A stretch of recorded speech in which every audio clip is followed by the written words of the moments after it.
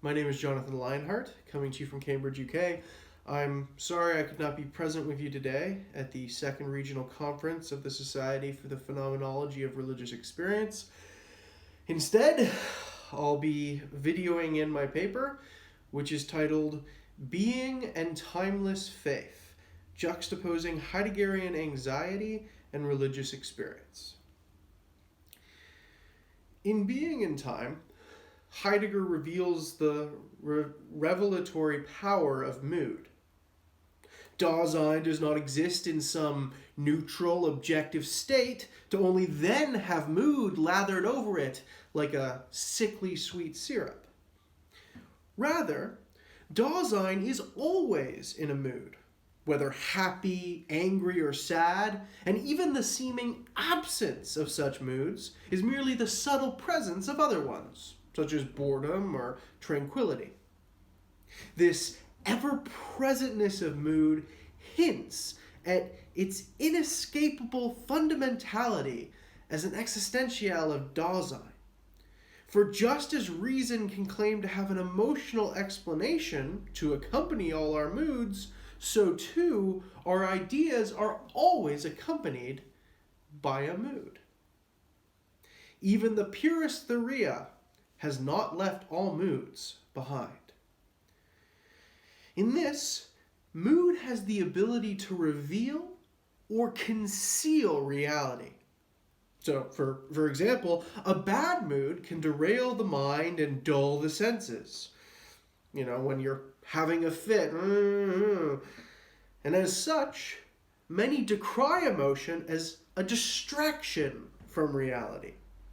But Heidegger turns this on its head, arguing that reality can only be seen clearly if mood first allows it, submitting the realm of disclosure to the authoritative seal of mood.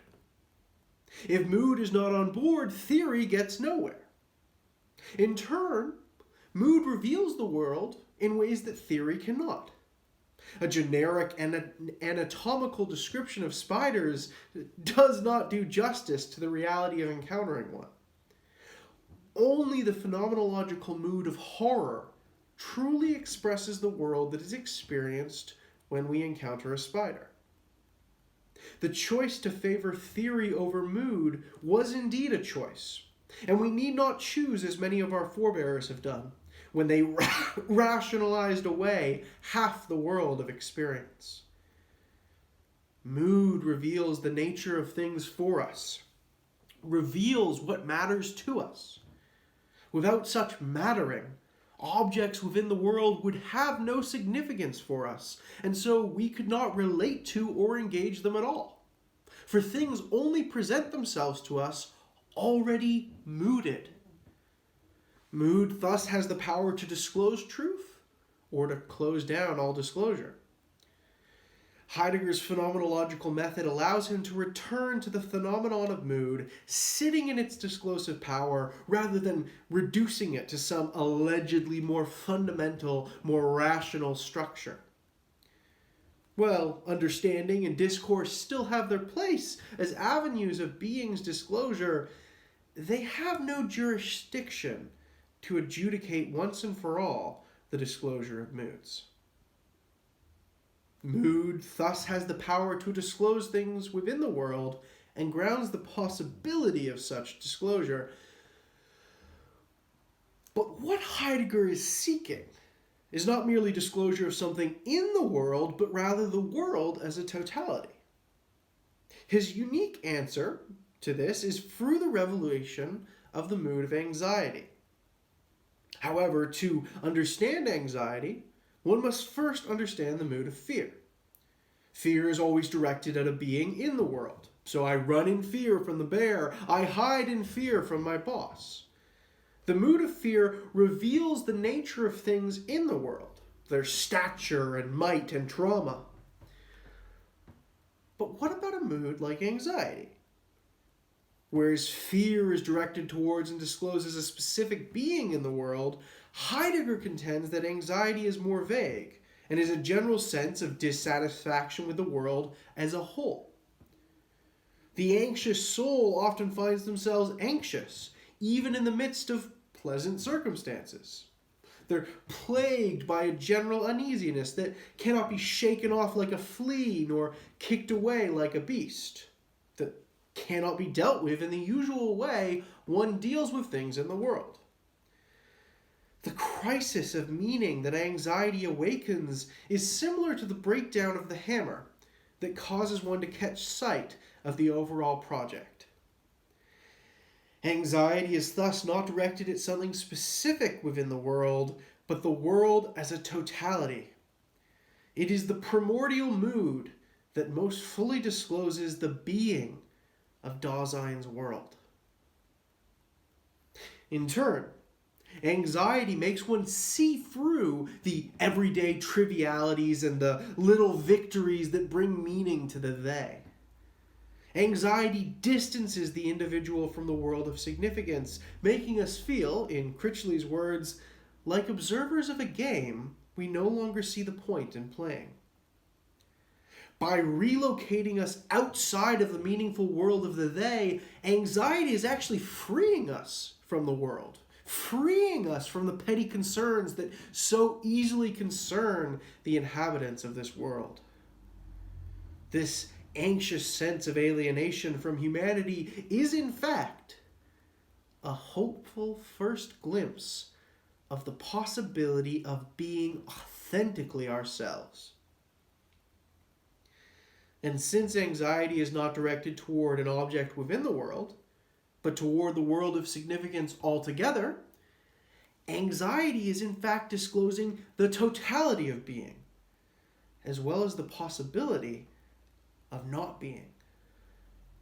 In other words, by temporarily alienating us from the world, anxiety reveals what it would be like to not be in the world at all, to die.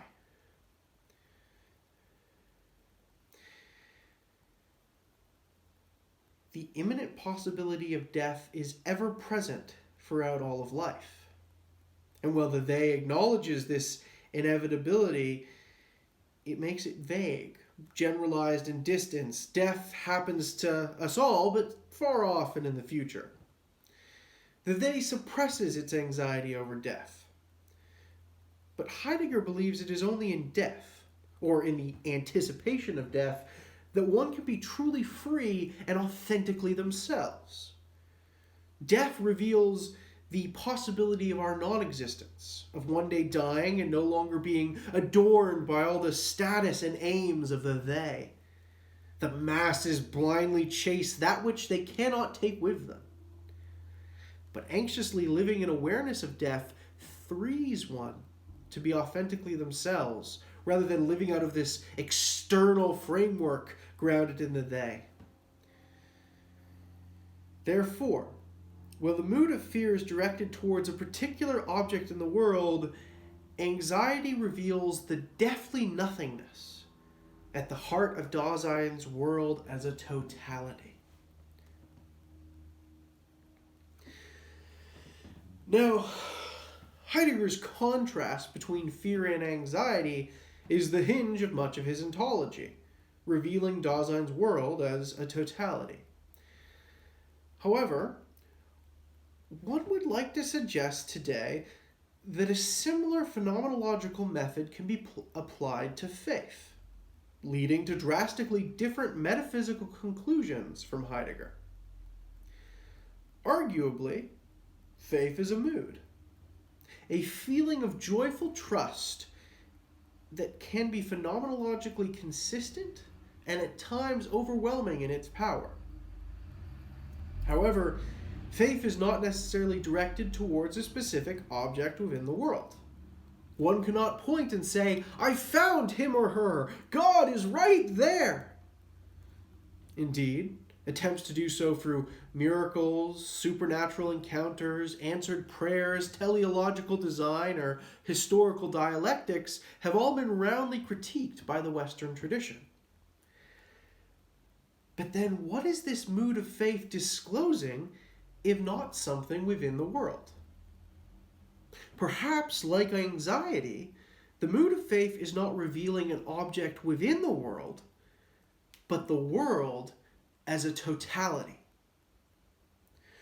what if the mood of faith discloses a divine being that is the primordial root of all beings? Since God, at least the God central to much of the Judeo-Christian tradition, is not a being, but being itself, or in some formulations is actually beyond being, therefore, God cannot be disclosed in the world as an object, but has to be disclosed as that which is transcendently beyond the world. Since faith is a powerful mood that does not point to anything definitively tangible in the world, perhaps it is disclosing that which is greater than the world. Now, this need not imply that God cannot or has not disclosed God's self within the world, so in the incarnation or theophanies, but merely that certain aspects of the mood of faith are not directed at or limited to something in the world. Such a conclusion does not simply flee the realm of the everyday, but derives from and legitimates basic phenomenological descriptions of religious experience. This view of the mood of faith aligns well with common descriptions of multiple aspects of religious life in the Judeo-Christian tradition. First, with common religious descriptions of faith in divine providence, in spite of evidence to the contrary from all external signs in the world around us. Second, religious descriptions of happiness being contingent on external circumstances in the world, while divine joy transcends one's earthly context. Third, an eschatological hope that is directed beyond the now and towards the not yet. Fourth, descriptions of the hiddenness of God from our earthly lives, as well as the possibility of our removal from earth in our death. These aspects of religious experience, among many others, point to a divine that is not a being in the world, but something more. Not an object in existence, but rather that which is at the root of existence. This paper will thus argue that appropriating Heidegger's phenomenological method in his discussions of fear and anxiety, and then applying them to Judeo-Christian descriptions of faith, thus leads to a radically different ontology from Heidegger himself, offering a renewed basis for religion that contrasts the nothingness revealed by anxiety with the divinity revealed by faith, challenging us to weigh for ourselves which mood is more swaying. On to the 4 areas of description. First, the famous hymn, "It is Well with My Soul," has been sung daily throughout the world since its composition by Horatio Spafford in 1873. Now, Spafford composed the song at a particularly telling moment in his life, telling both about the man as well as the religious spirit itself. Sadly, Spafford lost his infant son as well as his entire business in the Great Chicago Fire. His endeavors took a further hit in the economic downturn of 1873, after which he planned to relocate to Europe, sending his wife and 4 daughters ahead of him. Tragically, their ship collided with another vessel, and all 4 of his daughters were killed.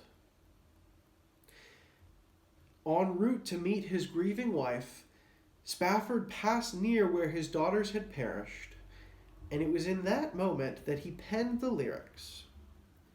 "When peace like a river attendeth my way, when sorrows like sea billows roll, whatever my lot, thou hast taught me to say, it is well with my soul."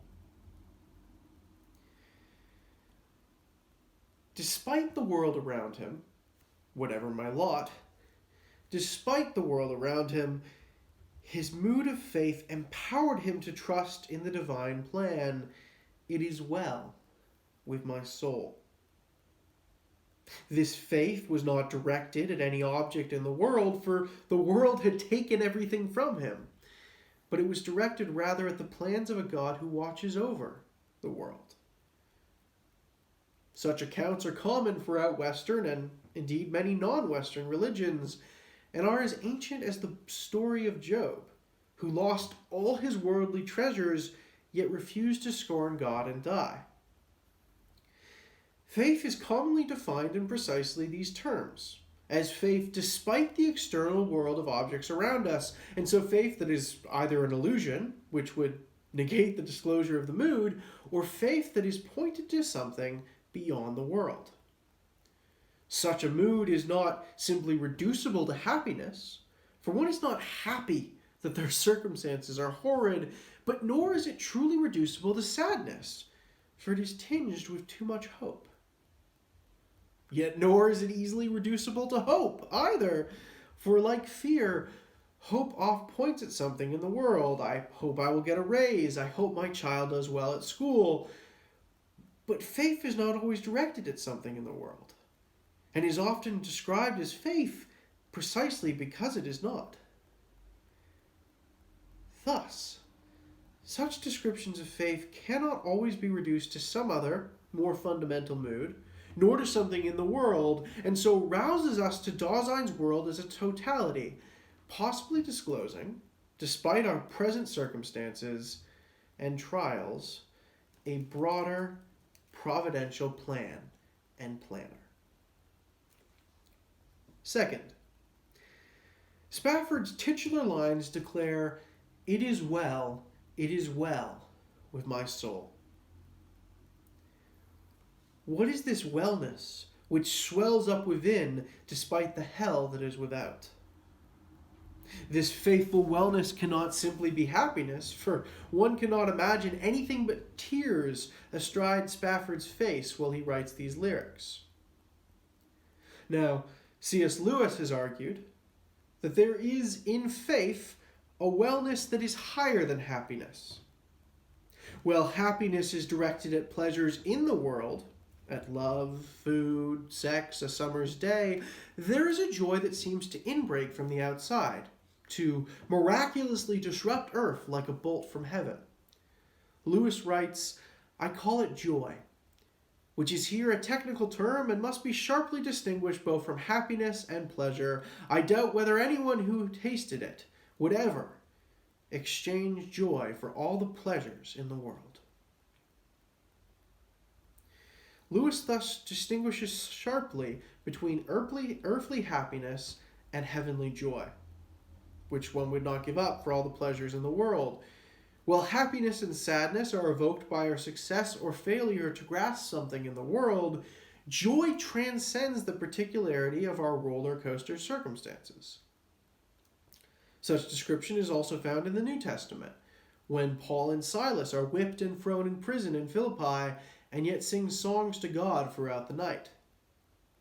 It is no coincidence that Paul's later letter to the Philippians, written while he himself was in chains, is often referred to as the Book of Joy, despite Paul's unfortunate circumstances on earth. Elsewhere, Paul writes that the fruit of the Spirit is joy. In this sense, while joy may be aroused while in the world, it does not take something in the world as its object, but rather it takes the God who is the root of the world as a totality in its sights. Lewis's description of this phenomenon has been widely recognized and adopted in mainline Protestantism, with the distinction between joy and happiness becoming a regular trope in Christian circles. This widespread religious description of faith perfectly echoes our discussion, for happiness in the world mirrors the physical disclosure of fear, while joy points beyond the particular objects and our happiness in possessing them, evoking an inescapable comparison to anxiety. Indeed, just as Heidegger declares fear to be anxiety that has fallen to earth and fallen prey to the world, so too Lewis wonders whether all earthly pleasures are not substitutes for joy. Number 3. Spafford's lyrics culminate with clouds being rolled back, trumpets sounding, and the Lord returning. "The trump shall resound, and the Lord shall descend, a song in the night, O my soul." These descriptions perfectly capture the eschatological faith crucial to so much of religious experience. While hope may be directed toward a particular object within the world, faith is often directed to the moment when this world passes away. And so the duality of hope and faith parallels the duality of fear and anxiety.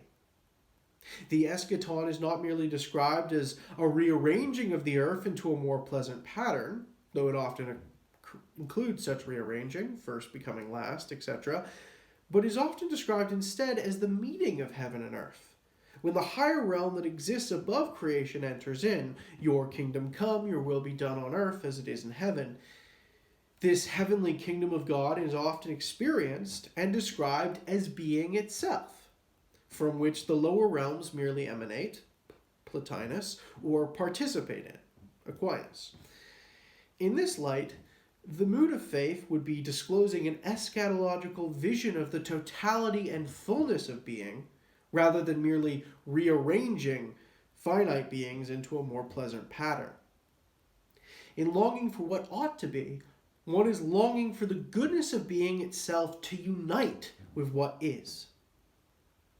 Moral instincts could then be reclaimed as eschatological, for one's instincts about how things ought to be do not disclose the world as it currently is, and so must be disclosing either a future society or being as a totality.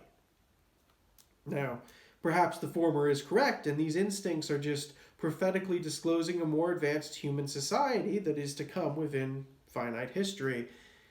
Yet their disclosure is often accompanied by a sigh, and a debilitating sense that they could never be practically manifested by the human race, even given many years in future technology.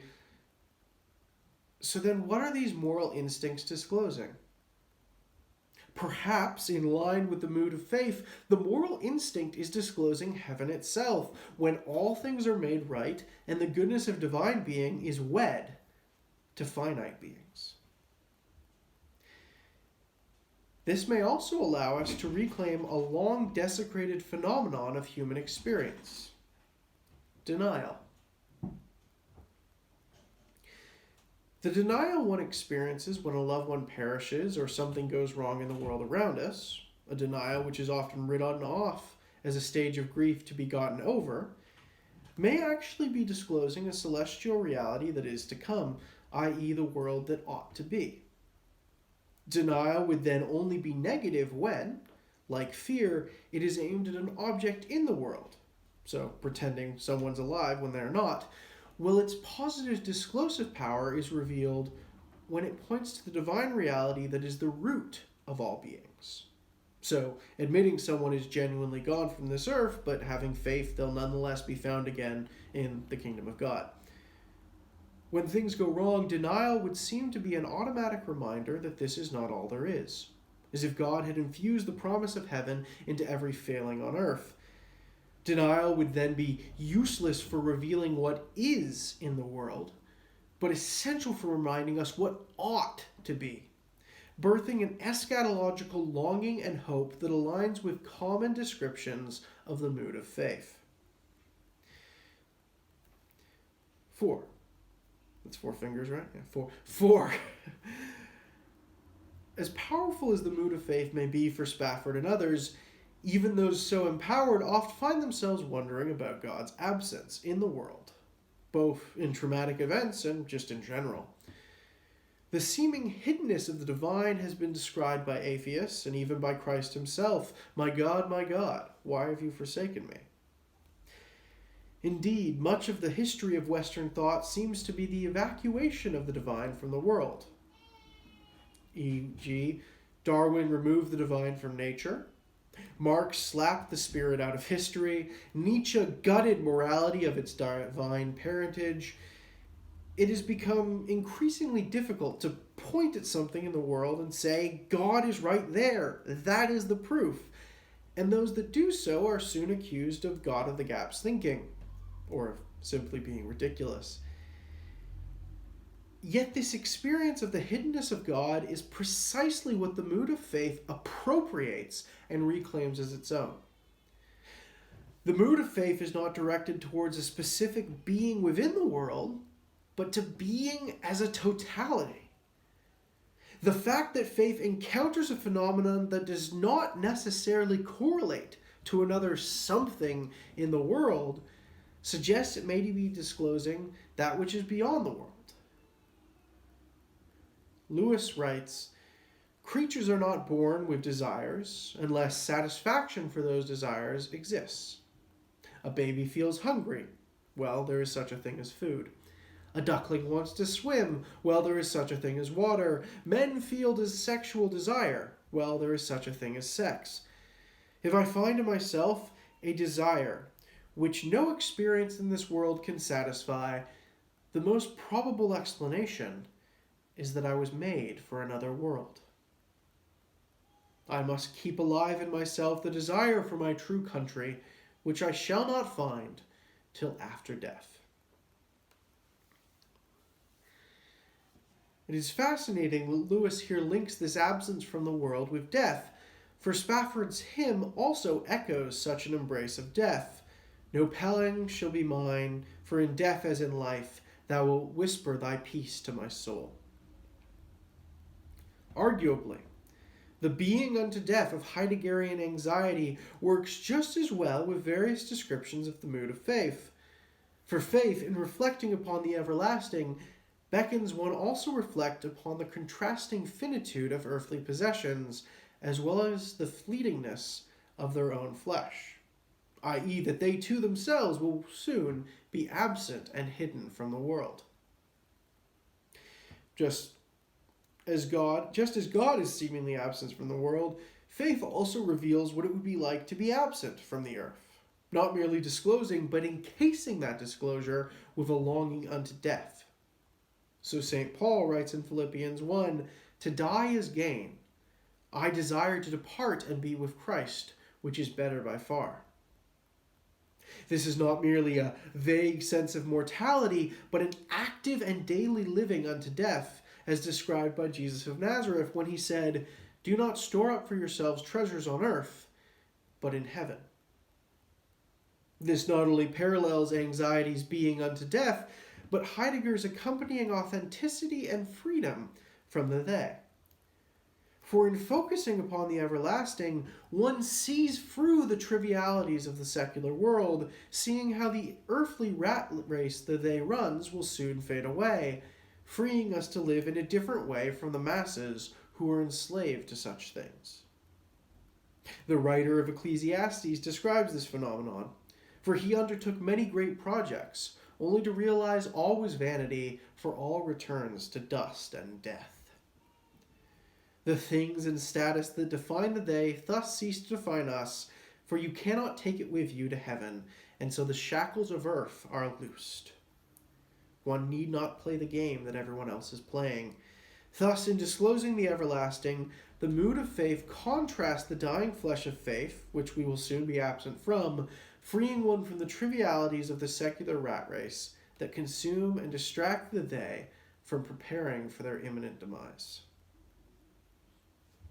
Now, the Heideggerian might retort that this is not being unto death, but rather the denial of death through resurrection in heaven, fleeing in the face of death. However, death is essential to both accounts.